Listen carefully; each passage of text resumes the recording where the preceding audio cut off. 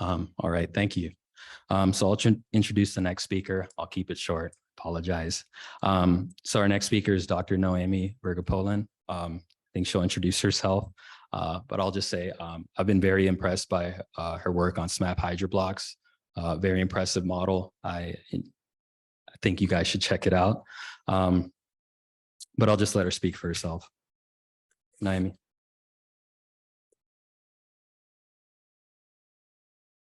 Thank you, Carlos. That was such a nice introduction and your talk gave a great contextualization for some of the research I'm gonna introduce right now. So I was giving this title, Data Availability and Census Technology, what data do models need? So we work with hyper-resolution models, which I'm gonna introduce in the next few slides, but throughout this presentation, I want you to think not just data that we need for the models, but which data do we need to solve the actual challenge, and how can we incorporate these different data sets into our models, even though we sometimes don't think about them. But let's get started. So we talked throughout the entire week about the spatial scale mismatch, right? Point observations, even if we're lucky enough to have a few of them distributed, covering a SMAP grid data, as illustrated here in this figure, it's very unlikely will be representative of the spatial average satellite retrievals. Traditional hydrological models, land surface models, Earth system models use it for climate projections and climate prediction. State of the art, maybe 10 kilometers resolution, is still very far away to get to the actual field scale, which is the scale a lot of these processes happen, right? So if we want to be able to inform decision-making, inform processes that happen at these scales, these are the scales we need to be thinking about.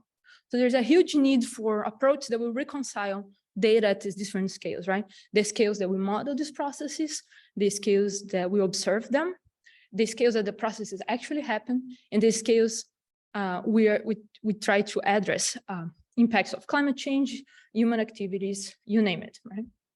So today we live in a very fortunate time with vast availability of high resolution environmental data sets, right?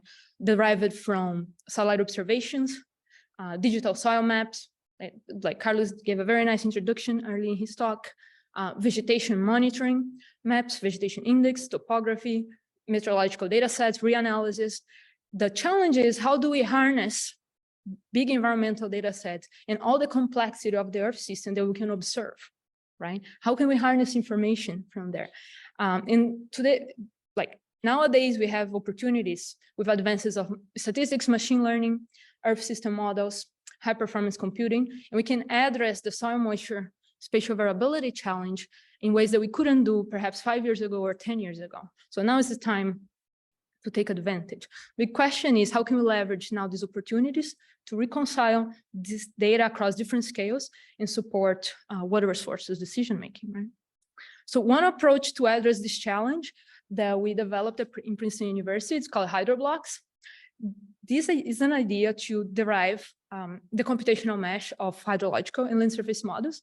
And this approach relies on clustering high resolution drivers of the landscape heterogeneity. So you can think of any type of big environmental data sets that describes our landscape in fine scale detail.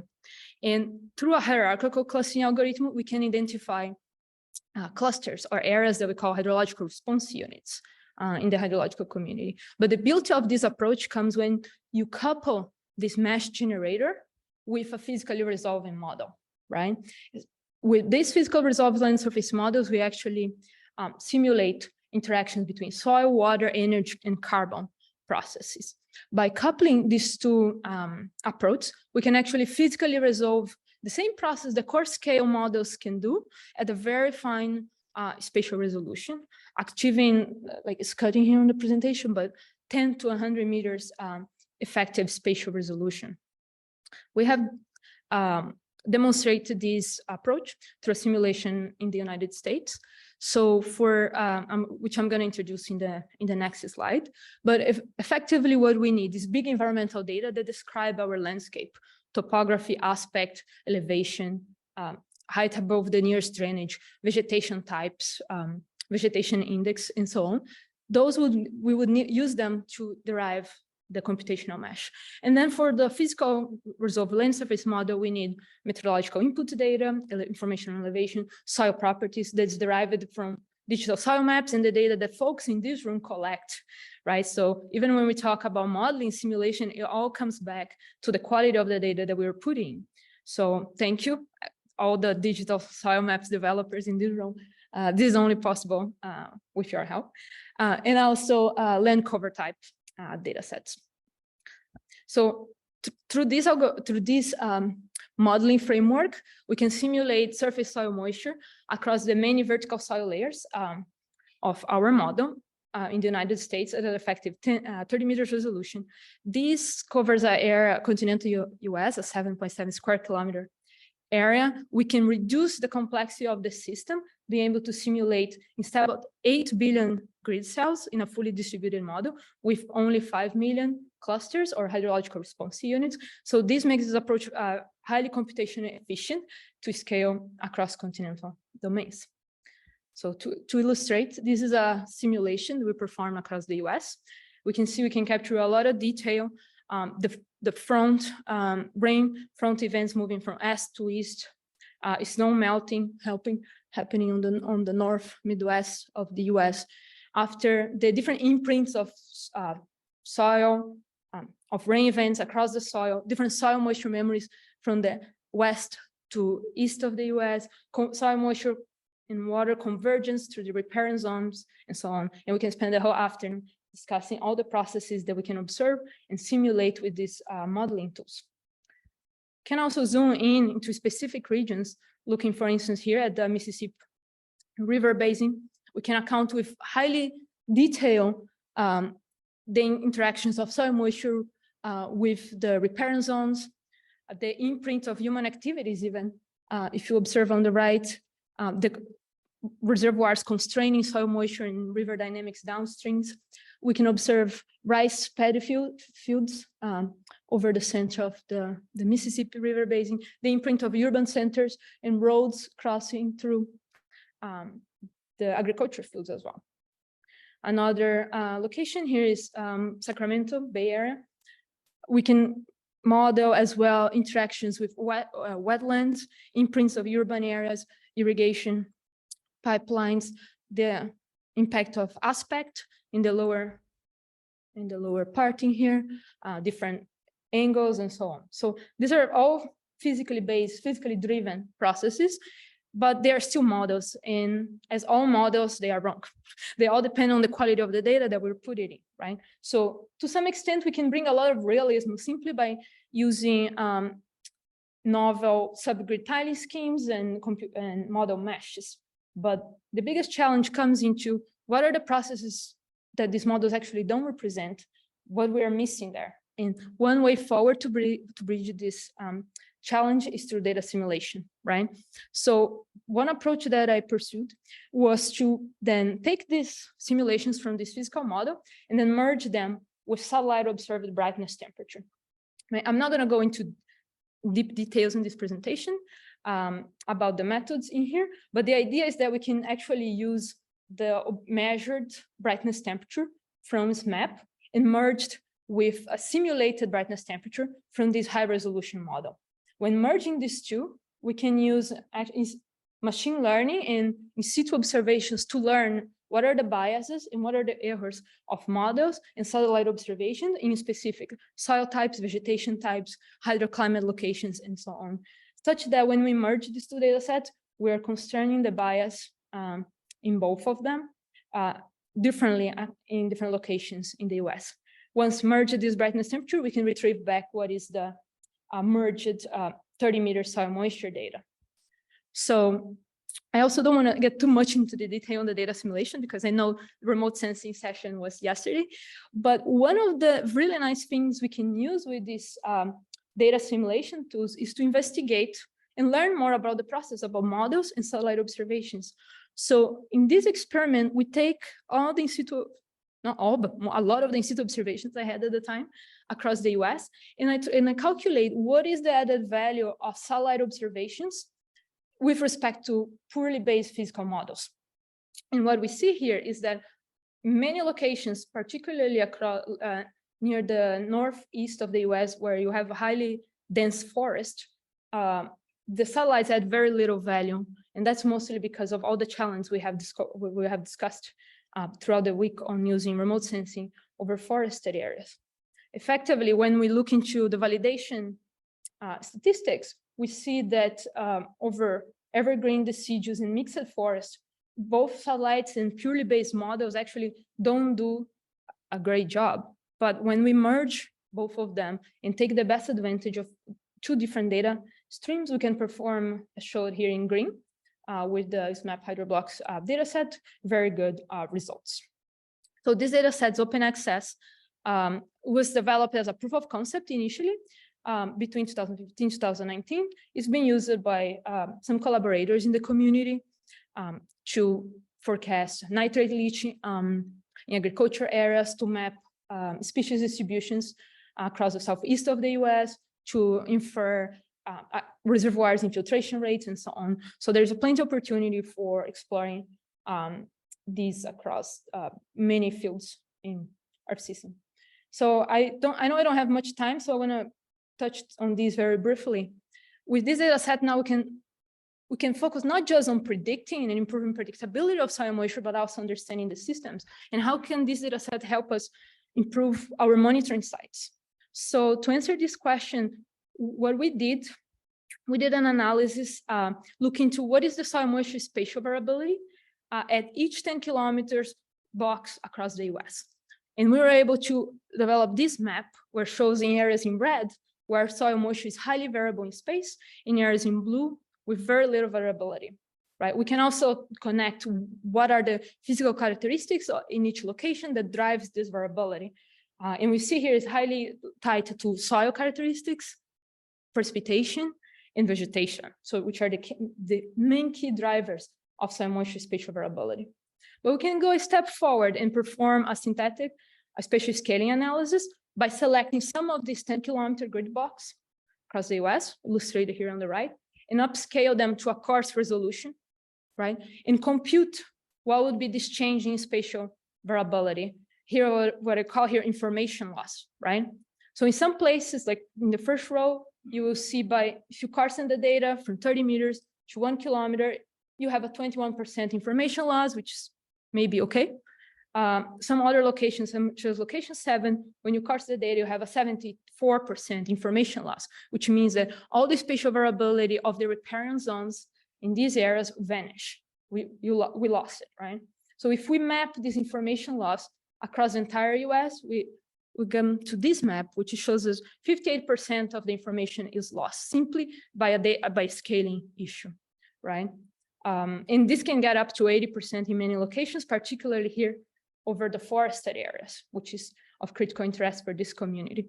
Now, if we overlap these two maps, where soil moisture variability is high and where we have high information loss, we can start to observe and map, as shown here in red, which are the locations that actually need critical information data of soil moisture, of topography, of soil characteristics, of forests, you name it, right? So the idea is how can we effectively use now these new modeling and data simulations tools to learn more about the system and reinforce our ground in situ monitoring networks, right?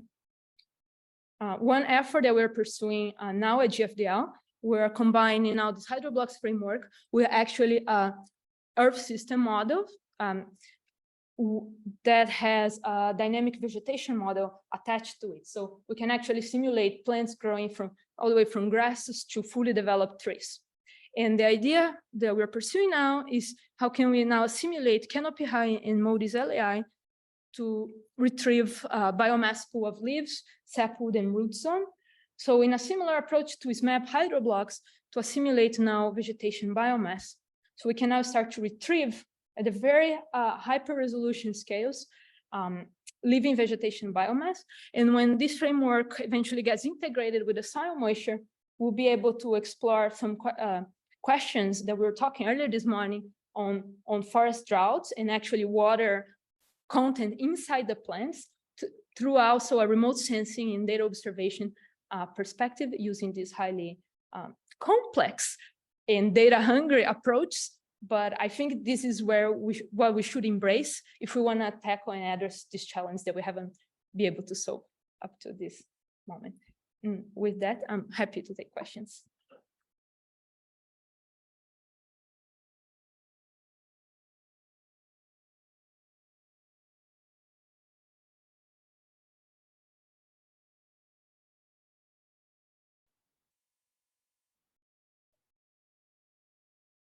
My first, okay.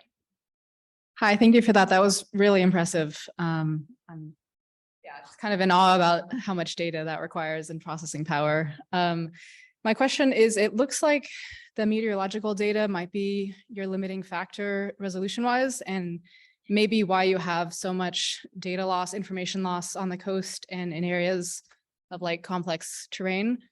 So I'm wondering if there are any efforts to try and downscale the climate data to a higher resolution, and if you're planning on updating the data set and have it more real time, maybe. Right. So you are spot on. As I mentioned earlier today, the quality of the data that we produce is highly bounded on the quality of the input data that we use. So meteorological data is a limitation factor. For the US, we are blessed enough to have radar data with stage 4 at 4 kilometers resolution, which helps reduce a little bit this data scale inconsistency. However, it's still a challenge, right? You can still have precipitation events happening at sub-kilometer scale. From the hydrological modeling community, we part from the principle that the heterogeneity of the processes over the land is much highly variable than the heterogeneity of atmospheric rainfall-driven events, which enable us to bridge a little bit this gap. But I would be super happy when we actually have high resolution precipitation data, and then we can continue to use these modeling tools that we're developing now with higher and better data. So that's not an effort I'm pursuing, but I will be happy when that's out there. And regarding updating the data set, that's on my to-do list for next year. And I'll start a new position and be reinstalling this new modeling systems. And the goal is to eventually go global in your real time, but that's a huge effort, which will take will take some time. And I'm happy if anyone wants to help with it. So thank you. Thank you for your presentation. I do have to put on my technical soils data hat just for a sec here, because in Carlos's presentation and in yours, you're both citing as a soil data input the Polaris model. And Polaris is a probabilistic model. Other scientists in here have talked about utilizing Surgo, which is a field-based observation model. As a probabilistic model, it's great. I worked with Nate Cheney. I know since we're coming from Princeton here, he's been to our center. We have reviewed his data. We've talked about the methods for it. It was the first of its kind.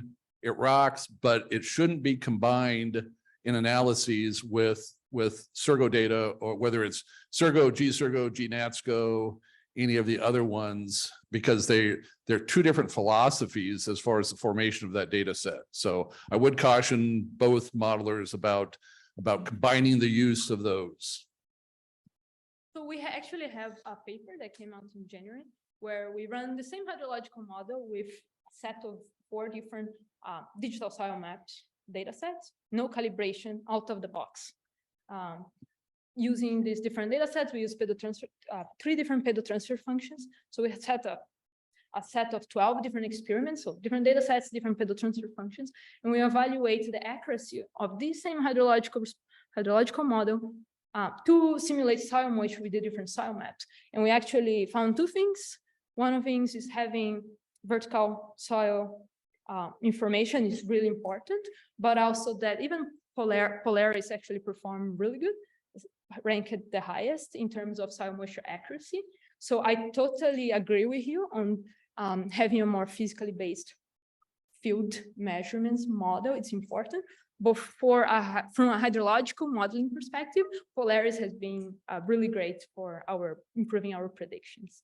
So I think this discussion is really important, and the best way, I know they are often developed from different communities, right, from the soil science, from the hydrological communities, but I think it's really important to have these discussions and actually put things together and, just try to develop things together, because I think that's where all the communities benefit from that. So thank you. Thank you. Noemi, I too am in awe of all of the work that you are doing. It's amazing. I was wondering, I was so excited when you started talking about the canopy data and the tree water content data. And I'm just wondering if you could elaborate a little more on what you foresee as like the products and the end uses of that and the applications, and if there's any like proactive applications, or if you've had people, you know, ask you questions about that and what discussions you've had. Thanks. So at USDA, we're developing these models, mostly focused on looking to land atmosphere interactions. At USDA, we're developing these models, mainly looking to the focus for land atmosphere interactions and climate prediction.